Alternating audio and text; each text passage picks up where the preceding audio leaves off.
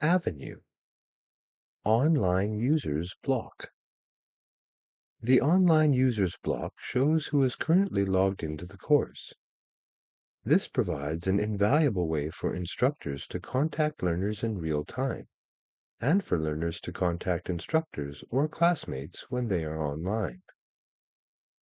In this example, 3 users are logged into the course. Beverly Davies, the instructor, is indicated by the eye icon. The learners, Maria Guptas and Ahmed Ali, are also currently online in the course. To send a message to a learner, Ms. Davies can click on the Send a Message icon.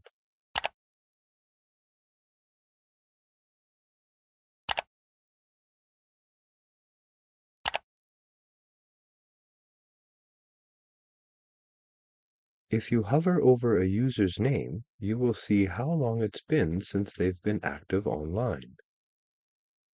Clicking on a user's name or picture opens that user's profile.